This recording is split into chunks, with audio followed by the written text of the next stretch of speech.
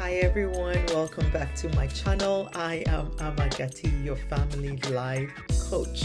I say that all the time, but I am here and I am supporting and rooting for you, hoping that navigating parenting in a culture that is different from your own is going easier. And so we're doing parenting together. Today, I just want to jump on here and share a few thoughts about parenting children differently. Let me explain that. So, I have two children, and they are different personalities, completely different personalities. And this week, my youngest actually went to camp, a sleepaway camp, for the first time. And he is much older than my daughter. When my daughter went to his first sleepaway camp, my daughter was much younger. She was 8 at the time when she went. My son is 11 and he's now going. And it made me reflect on parenting styles and parenting our children. See, I don't believe that each child has to be parented the same way.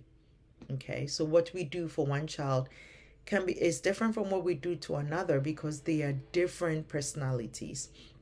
And so it's interesting because when my son went away, I actually wrote a note and left it in his bag so he can find when he gets homesick. And the joke around the house was that when my daughter was going, when she was earlier, she didn't get a note, but my son got a note. And before you judge, everyone will be wondering, why did he get a note and why didn't she get a note? It's their personalities. I think that my son, I knew, would miss home a little more, that he might get a little more homesick than my daughter did back in the day. So I did that because I knew he was going to need that extra moral support to hang in there until the week was over when he finished camp. But that also got me thinking that sometimes we don't parent, we are not supposed to parent our children. Not sometimes, I just believe that we're not supposed to parent our children the same way we do, right? Depending on their personalities, some children need more emotional attention, like the hugs and the cuddling, and some children are okay with a hug and just going their way, right? So it doesn't mean that you love one less. It's you paying attention to the needs of each personality and being able to present your love, your care, and your attention, meeting your child where they are and what it is that they need from you in the moment, right? And so I have come across parents who have, multiple children or more than one child and trying to do the same things for everybody. And I have seen children who absolutely resent their parents for that because they don't like the way they're being treated or the system or whatever it is that the parents are imposing, which works perfectly well for one child and probably not for another. I think that when it comes to parenting, we have to get to know our children. And if you've listened to my channel, I've said this over and over and over.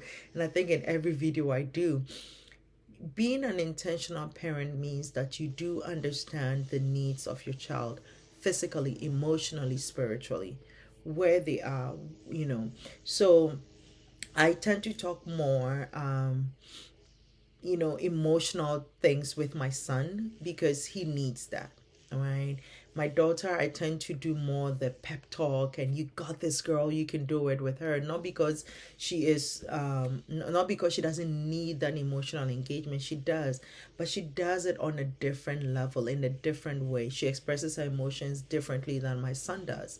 And so as a parent, I am beginning to realize that I cannot parent them the same way.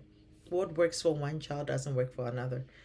Even when it comes to discipline, if you watch my last video, I talked about discipline versus punishment, right? So what form of discipline works for one child doesn't work for another, right? So one of my children, I'm not going to put them on the spot and tell you which one, but one of my children, you can take all the electronics away and they don't even see that as some form of consequence for what they did. They're like, oh, you took the phone away, you took this away. I'm good. I'm just going to sit here and do some craft or do some reading. And then my other child is so glued to that if you'd say, okay, electronics go away, it's like the end of the world, right? And so knowing your child and knowing what works, what buttons, what gets them going, I think it's such a powerful thing as a parent to do, but you can't do that if you don't understand your children, if you don't pay attention to their personalities, if you don't spend time knowing them and where they are. And so I want to come on here quickly. Today's video might not be too long, but I want you to start paying attention to your children. What gets them going? Because the only way you can connect deeply with someone or raise someone successfully is to spend time and get to know who they are, and also what gets them going. What are their motivators? Right?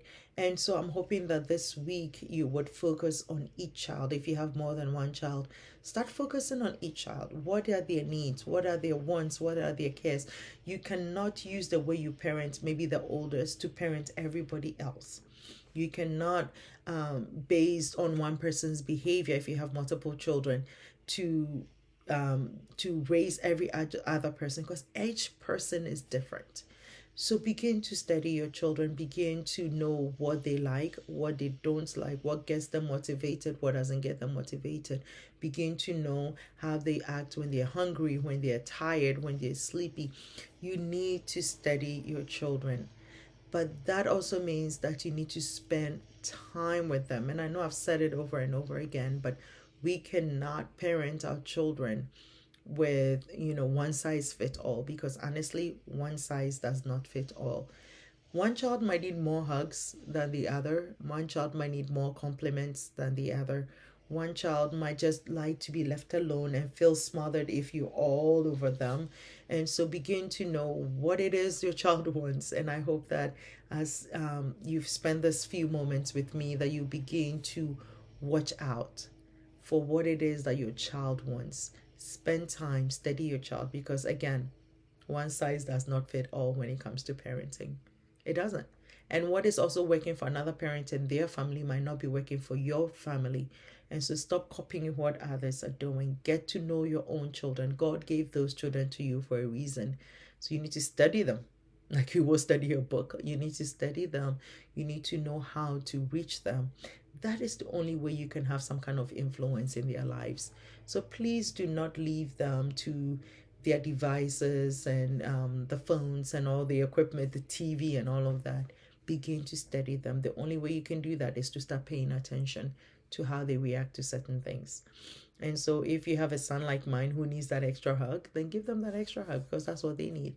If you have a daughter who is like, I'm good, give her a hug sometimes too, because they still need it anyway, even if they don't think or show that they need it. So I hope that something I've said today has been worth your while. Study your child, meet them where they are, because remember, when it comes to parenting, one size does not fit all. It doesn't. Know your child. Until next time, thanks again for watching. Again, I am Amagati. Amagati, I can't even say my own name. I am Amagati, your family life coach. I'm here, I'm rooting for you. I would love to hear from you. And so if you find my channel beneficial, please drop a note or in the comment section, let me know how you like my videos, and I will keep coming your way. All right. Remember, one size does not fit all when it comes to parenting. Love your child the way they want to be loved. Okay. All right. Until I come your way again. Thank you again for your time. Bye.